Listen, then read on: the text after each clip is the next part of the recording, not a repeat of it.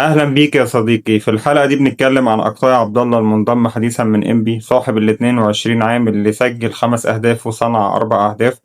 هوريك قد إيه إن هو بروفايل مختلف شوية عن منصف بكرار وسفيان بن جديدة. فتعالوا نشوف لقطات موجزة كده للاعب. أهم ما يميز أقطاي هو إن هو دايما بيسرق المدافع. هنا هتلاقوا إن هو واخد خطوتين زيادة فرقوا معاه إن هو يقطع القريبة ويسجل براسه بشكل مميز جدا.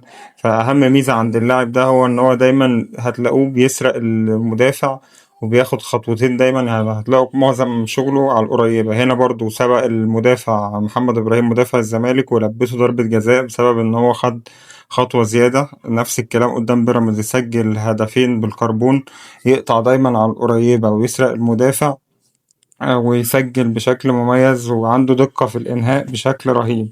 هنا نفس الكلام برضو قدام بيراميدز، الجون التاني تيبيكال من الجون الأول. من الحاجات التانية اللي دايما أكتاي بيشتغل عليها إن هو بيشتغل جماعي، يعني دايما هتلاقيه هو اللي بيشغل الجناح ورقم 10 اللي جاي من تحتيه.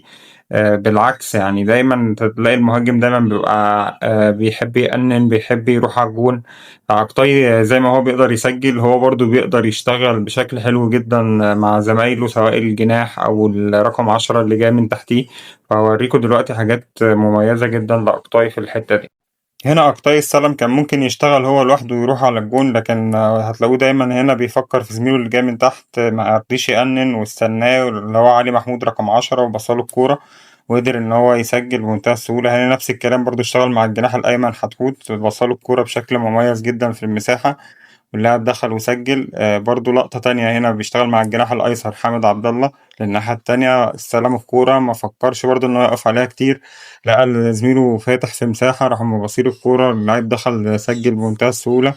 فهتلاقوه دايما بيلينك أب دايما مع الأجنحة اللي حواليه، والرقم 10 هنا وانتو برضو مع حامد بيوصله للجون بمنتهى السهولة بشكل مميز. فكورته حلوة، بيشتغل دايما مع الناس ما بيفكرش بس في نفسه. هنا بيضغط بشكل مميز أوي، كان ممكن يروح 1 على 1 بس هو استنى برضو الجناح اللي طالع من تحتيه ووصله الكورة. هنا هيروح يضغط بمنتهى القوة على المساك ويقطع الكورة، وهيخش منطقة الجزاء وهيستنى الراجل اللي جاي من تحتيه. صديقي، هكون وضحت لك أهم ما يميز أكتاي والحاجات اللي بتميزه. مش عايزين نحكم عليه بدري، هو اللاعب لسه متوهج بس الموسم اللي فات لسه ما شفناش منه كتير.